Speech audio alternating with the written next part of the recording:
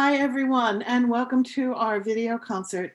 I'm Donna Fournier, the gambist with the ensemble, and it's my pleasure to talk with Rob Maggio, friend of and collaborator with the group. And it's good to see you, Rob. Great to see you too, Donna. Happy to be here. I took a look on your website in preparing for this interview, and I see that you are going global. And just last week, you had a performance in Finland. You have something else just this past weekend. Could you tell us what's been going on? Sure. The two different projects, actually, one of them is a choral work that was commissioned by The Crossing. And it was years and years in the making. It was called Onyara, and it was part of a sort of choral theater work that took place in outer space in the future. Really wild piece, but a lot about our environment and about our future. And we gave the premiere last summer in Helsinki, and also had performances in Haarlem and near Amsterdam. And then the theater company that we were collaborating with, Eclectic in Helsinki, wanted to reprise the piece. And so they got a Finnish choral group, the Key Ensemble, to sing excerpts from the piece, and they performed large segments of it last weekend in Helsinki. Unfortunately, I wasn't able to go. Wish I could have. It would have been amazing. Helsinki is an extraordinary city. Yeah. And then also, I guess it was about a month and a half ago, I got an email through my website from one of the members of the ballet orchestra in Amsterdam. And they were collaborating with a dance company, a modern dance company, and they wanted to perform a piece that I've written years ago now.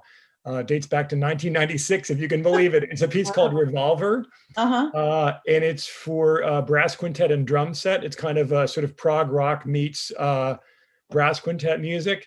And so they wanted to perform that music and have it choreographed. And so they did that in the past couple of weeks as well, also in Amsterdam. And obviously couldn't go, but just excited to have these things happening, and excited that there's music going on, at least in Europe. There's some live performances going on, which is awesome. Yeah. I saw photographs of these performances too. I mean, it's distanced, but there's an audience and there's performers, and that's really cool. Yeah, that's really nice. I listened to the trailer for Nyara. It is stunning, and what a great opportunity to be able to collaborate with The Crossing. They're amazing. And thank you for saying that. I'm very proud of that project, and it really was an extraordinary undertaking with amazing collaborators. Honestly, working with Donald Nally and The Crossing and Klokkerika Teatern and the choreographer, and it was really very theatrical piece. Yeah. Video, lots of really cool video. Yeah, it felt like a once in a lifetime opportunity for me. I was in heaven the whole time. Yeah, that's a really wonderful project. Congratulations on that. Thanks. And speaking of collaborations, how did you get connected with our ensemble? It's funny. I was trying to think back to the first time I saw your group, and I think it was because Mark Rimple invited you and your ensemble to come out to Westchester University, where I'm on the faculty, along with Kim Rayleigh, who's on the faculty, the flutist from the ensemble. And I'm pretty sure Mark invited the group out there. I think you were playing a piece of his. And I think I did that thing that composers do, which was, compliment your performance and then say, hey, it would be fun to collaborate on something sometime in the future. And then you just leave it at that. And you go like, maybe. And then somewhere down the line, I think I got an email from Kim or Tracy saying, do you want to work on a project? And, of course the answer is yes. So, as a composer, you're always open to new things. And, I have to say it was intimidating because I've never written for your instrument, viola da gamba. I'd never written for that before. I'd never written for harpsichord before. I'd never written, it was just new. The ensemble is such a unique group that, the moment I said, yeah, it would be fun to collaborate someday, I thought, what would I do? If they said yes, what would I do? And then it's funny how it played out after that. Well, so what were the challenges and rewards of working with our instrumentation?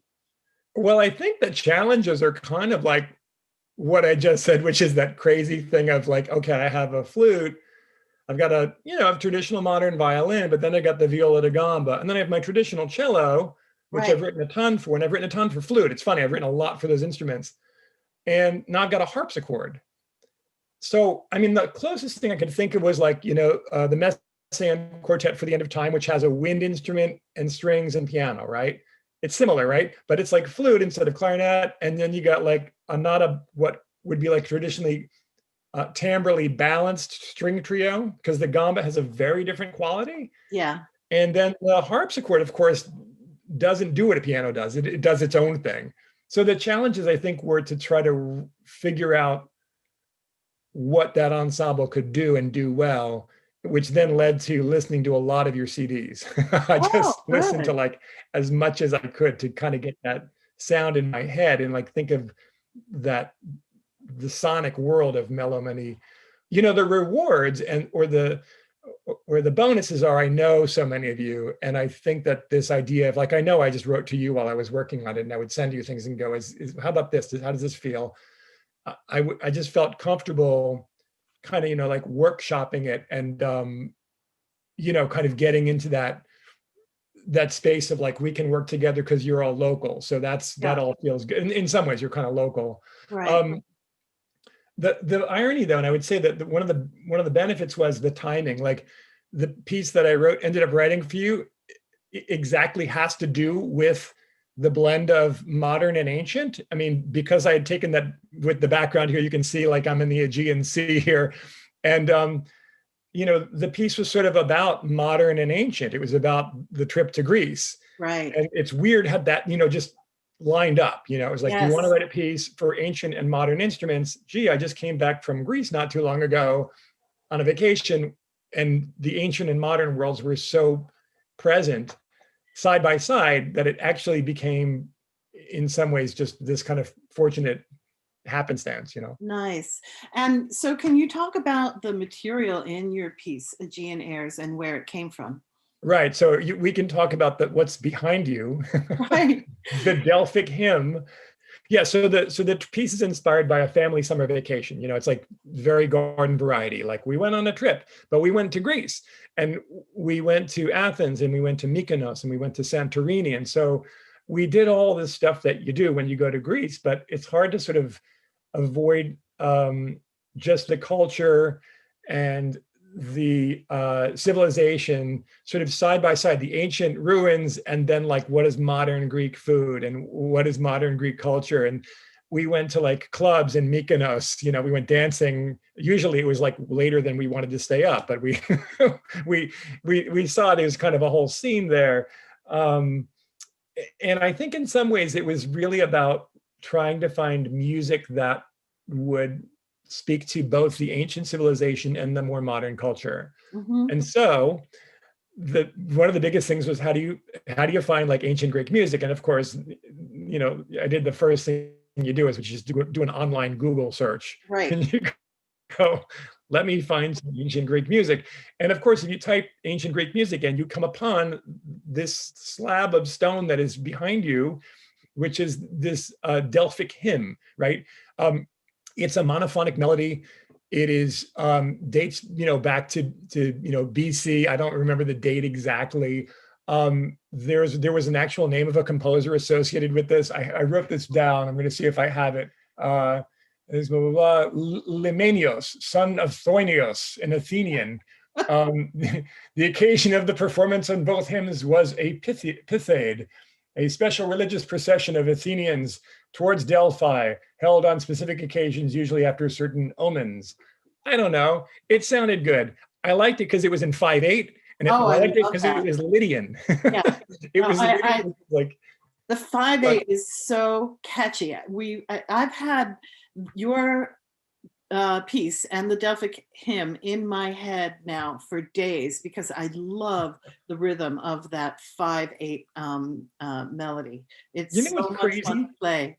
Yeah, there's this folk. So I've done I've integrated folk music in other pieces of mine. Sicilian folk music, that's my heritage, is my family's heritage, and I'm a fan of Alan Lomax's field transcriptions. Yes.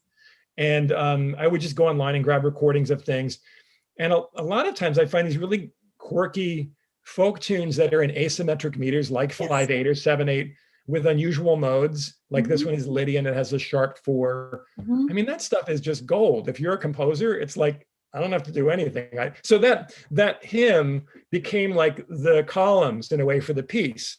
So all the odd movements, 1, 3, 5, and 7, are all based on that Delphic hymn. It just Yes. keeps coming back like a refrain, you know? Right. And then the even numbered movements sort of tap into one movement's about the temples in Athens, and one movement's about being on the water. As you can see behind you, we took a sail around Santorini, and about the yes. wind. And one of Right. the movements is about, and then one of the movements is about going out to trying to stay up late enough to go out to clubs in Mykonos. Right, right. The way you captured the wind sound in the opening of that movement is really amazing, because I am the cello and the gamba are in unison, playing far away from the bridge, getting this really kind of shimmery wind sound. It has such a great effect. I think you used our instruments really well for the whole piece, but particularly for that wind effect is really great. Thanks, Donna.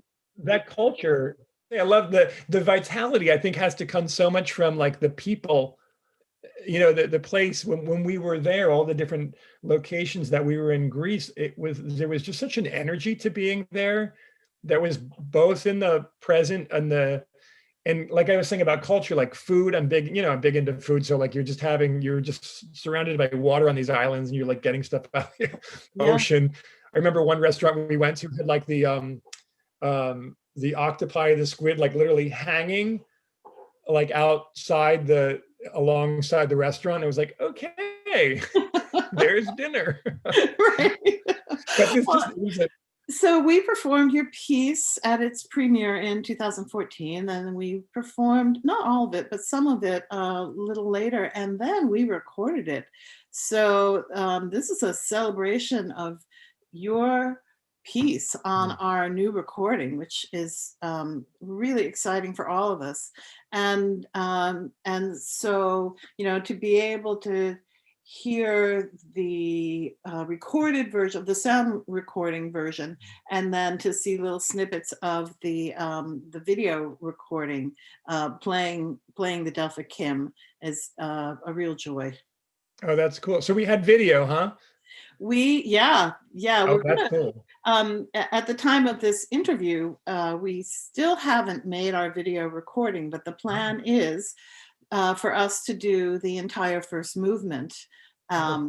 Yeah, so that's going to be really fun. And it's been fun to rehearse it, and we look forward to putting that all together again. Well, and speaking of recording, what was the sound recording process like for you back there in the booth? Well, Andreas Meyer, right, was our producer, our engineer. He's brilliant, right? So he's, when you go into a recording session and the person running the session just kind of has every gear clicking, I relax immediately. I'm like, oh, cool. I just have to listen in a sense. I completely put all faith and trust into his ears. He's got great ears. He's a great musician. He's got a great sense of timing and shape. I just remember him almost like a conductor, sort of pulling threads out of things and saying, like, I'm wondering if we can build this section more to this moment. I mean, stuff that I don't think, because I'm the composer, I don't know that I would think to sort of ask for those things, because I don't, it's just like, interpret, do you interpret, So I felt like my job was just to offer helpful suggestions here and there. Recording sessions are always so interesting. It's really like being a coach, like in the middle of a game or something like that. Like, I think mostly what you want to do in a recording session is encourage and try to draw the absolute best out of everybody at that moment. And they're kind of grueling. I mean, they're long, like these sessions go on. I remember you were all in the midst of recording this whole album, right? And it was a lot. And so you don't want to, like, get weird and demanding and about things as much as you want to get people to kind of open up, relax, find their speed, find their rhythm, get in a rhythm and a groove in playing. So that was really great. I loved that session. I loved working with Andrea, and I loved working with the ensemble. Everybody was chill. People had a good sense of humor, which is really key. Yeah, It's yeah, important. we have some fun Yes. at rehearsals, at recordings. We try to keep things a nice combination of serious and Yeah. artistic and light, all at the same time. Yeah, Yeah. and the group is really good about talking to each other about things, about like trying things out, about asking each other for help. Yeah, I just think that there's chamber music's fascinating. I just like the kind of teamwork that you find in chamber music that, obviously you wouldn't find if you have a conductor with an ensemble. It's not going to happen. But with chamber music, it's this very interactive, collaborative process. Right. And when you set out to write this piece, even before you heard us play it for the first time, Yeah. you already knew Kim and you've heard us before. And when you write a piece, this is something I love asking composers. When you write something, are you writing it for the music itself in the abstract, or are you writing it for the people knowing something about them, or is it a combination of both? Yeah. Yeah, it has to be this combination, right? I mean, I think there's no way to do it for me otherwise. If it's completely abstracted, then I think I'm losing touch with the fact that I'm going to take this music and then put it in the performer's hands and ask them to execute these movements, right? So I really have to think about the players, which is what it goes back to that other question about what happened when Kim and Tracy said, "Hey, do you want to write a piece?" And then I thought, "Oh my God, now how do I deal with this ensemble, these specific instruments?" And I went and listened a ton, and I think it was really helpful for me to know what makes each one of these players sound good. When it came to the moment of writing that's a solo for you, like when there was a place where it's like, okay, the gamba's going to get a solo here, and how does that go? And thinking specifically about you and your playing and what I knew about the way you play, um, that was really important. Yeah. So I think And there's like each of the movements kind of has a strong identity in terms of its musical stamp. And then I think what gets filled in very specifically has a lot to do with what I think feels like it's going to work for the group. right, right. And so you create this thing and then you put it in our hands and it becomes something else. What is that like to hear your music for the first time? It's fascinating. Like if you go, I know that most performers say, "Hey, don't come for the first few rehearsals," because no composer wants to sit there and like, have to go through like, "Oh no, that's an F sharp, not enough natural. Wait, are we together here? Oh, actually, you rest." And no one wants to hear all that working it out. Like I've in a way worked all of that out, right? So I don't want to hear it put back together again. So to me, like the real magical moments are like coming to like the rehearsal just before the dress rehearsal, where it's like, can we polish, fine tune, shape anything differently? Um, and at the same time, sometimes I've gone to those early rehearsals and I've found out where those moments are where the piece is kind of glitchy, where you just go like, "Oh, that's not good. That's really awkward." In fact, you know what is really is a great example of this is that the movement with all the silences that has Oh, all the that was hard. paddles, those little ridiculous little cannons, and it Yeah. has these tiny little cannons, and it's like it turned out to be way harder than it needed to be. I was thinking like the in terms of the payoff, you guys are having to work way too hard on that. And You then know, in rehearsal one day, we took it like as a kind of rehearsal tempo. And I was like, I actually like this.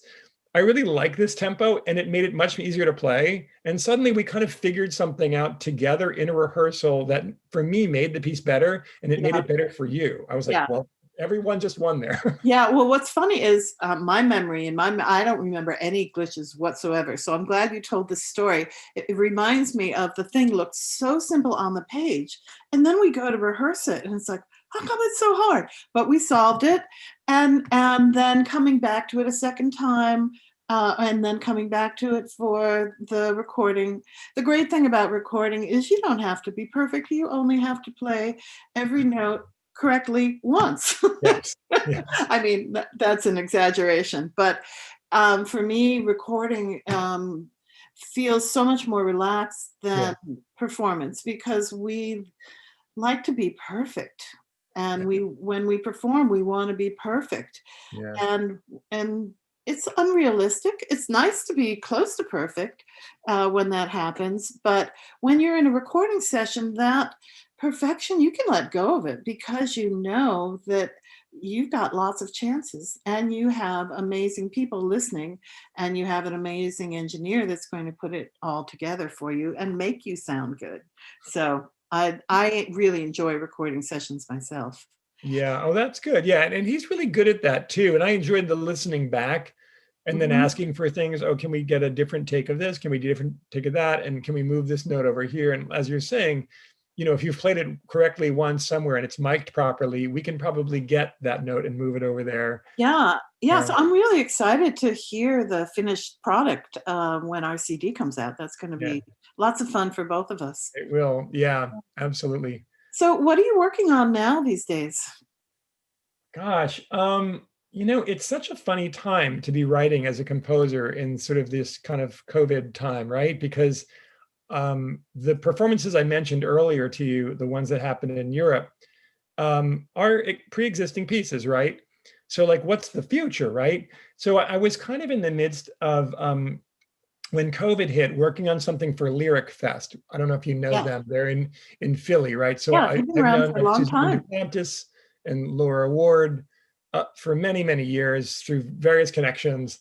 I've worked with Suzanne as a singer before, and Laura as a pianist. And I mean, they're just amazing people. And I think it was right around the time of Onyara with The Crossing that I saw Laura at a concert, and she asked if I could, be involved in a project they were working on for this coming season, which was supposed to be premiered in November, like next month, Yeah. which has been pushed back a year. Okay. Um, and the project, which was so funny because it relates to this, is like writing a piece based in folk music. Hmm. So she said, we want to do a project where we have a bunch of different composers working on music inspired by folk song, music inspired by folk music. And so I've been working in musical theater a lot. Two of my biggest projects right now that are ongoing are musical theater projects with two different sets of collaborators, one out here in this Philly area and one in New York. And so I asked one of my lyricist friends in that project, Justin Warner, if he had any ideas about folk music and folk tales. And he, I think maybe a couple of days later, sent back something um, about the Trail of Tears and the Cherokee Rose Hmm. story. Hmm. But because Justin's a playwright, which is why I asked him, I knew he would have an angle on it. And we're telling it from three different perspectives. So it's a folk story. It's sort of the folk tale, the Trail of Tears and the Cherokee Rose, but it's from the perspective of like an elementary school teacher trying to explain it to children, Oh, wow. a state park ranger Oh, describing the hardships yes. of the Cherokee Nation going out, being driven out west, and finally a botanist who talks just about the plant itself. Oh, wow. And so it's three different voices. It's for three voices, viola and piano. And we're just finishing it up. It was actually kind of due a little earlier, but since the premieres got pushed back, the due date is like a little more flexible. We're going to Right. do it in a year. I think it's in a year at World Cafe Live in Philly. Oh, nice. Nice. And I'm really excited about it. It's been a lot of fun to work on, and it's kind of kept me feeling kind of useful, Yes. and with it having an idea of a premiere ahead somewhere. And then Right. the other crazy thing happened over the summer. I'd been like just kind of brainstorming a lot in my sort of downtime, and I've been thinking an awful lot about well, I don't mean to get political, but I will. But just sort of all the gaslighting that I feel has gone on in this current administration, and especially with the pandemic. And like, look, now that Bob Woodward's book has come out, and you know, the president knows something about this disease and this virus, but he's not going to tell us because he doesn't want us to panic and blah blah blah. And all of this stuff just started coming to me thinking about like all of the lies that we've had to sort of endure. And then I just thought of lies as a kind of concept. And I remember thinking about that and thinking, this is choral. So I got in touch with Donald and Allie. I just sort of sent him a text. I said, hey, thinking about this project about lies, blah, blah, blah. And he said, that's cool. That's really cool. He goes, do you think you could do something like that? Like he said, great, do, write it and then, we'll do it at some point. And then he said, at some point later on, like after a few days, do you think you could finish that in a week? And I said, no, actually, this is like, I'm thinking of something bigger than a week. But he said, well, we're doing these with the crossing, we're doing these videos before the convention, before the election. Oh, wow. And I want to release these videos about politics, about our democracy. And I said, well, okay. And I sent him some more stuff. And then he said, okay, that's all cool, but what about this? And he sent me back the FDR fireside chat. Oh, yeah. Which describes us as an arsenal of democracy. And, and I said, oh, that's fascinating. How would we do this? And he said, well, we'd have to excerpt it somehow. And I said, okay. So he sent me his favorite lines and I pulled my favorite lines out of it. And we got it down to this short text, and he wanted a 3 or 4 minute piece. And in the process of like 5 days, I wrote a 3 or 4 minute choral piece. Wow. And just a few days ago, we recorded it live with video, outdoors with all the singers, with headsets on. And they're going to make a little movie out of it, and they're going to release it within like the next few weeks. Oh, that's amazing. Not like crazy stuff happening out of the blue. That is really something. So I feel totally like lucky that I know who Donald is, like we're friends and we go way back, but that I just happen to be bouncing an idea off him, and he's like, hey, I have this other idea. Can you do this thing? And I'm like, sure. And I remember going to this session just a few days ago, and it's out in a field in Bartow, Pennsylvania, not far from here. And I said, thank you so much. I feel like a useful person again as a composer and a musician. Like I've just felt so unplugged, Right. And having people like kind of sing and perform, and it was awesome. It was amazing. Yeah, and there's such a feeling of gratitude when you have an opportunity to do these things that you love to do. Yeah. And stuff that I love to do. And then like this piece ended up being a lot less about like lies and politics and stuff, and just more about democracy as this thing for everybody. I mean, that's really what FDR was saying. It's really for every single person in this nation. Everybody counts. Yeah. And I was like, yep, I can get behind that. And I think what we did ultimately was put something into the world. We made a thing that is about hope and positivity. And like, you know what? It may be threatened right now, but it's still here, and we've got to keep our eyes on this. And I felt very connected to that. And Thanks. Connected to the message, and connected to every one of those singers who was singing those words, because they're singing the words of this president. It's like pretty powerful. Yeah. Well, good things are happening. And that's such a nice feeling at this time to be productive and, have all this great stuff going on, including the release of this CD with Aegean Airs, which we're really excited about. Me too. I am so thrilled that it is getting out there into the world. Recordings are not an everyday thing, for any composer. And the opportunity to have a piece really committed, I would say, to vinyl or to CD, but now it's kind of to the ether, because we just name all this stuff. Committed in a way that your ensemble put it together and the way Andreas produced it. I mean, I feel really lucky. That was, we had a good chunk of time in that recording session to get it the way we wanted to. Yeah. It came out great. I mean, I'm excited about how you all sound on it. Yeah. Well, thank you so much for your piece. Thank you so much for all the care you put into it and to working with us.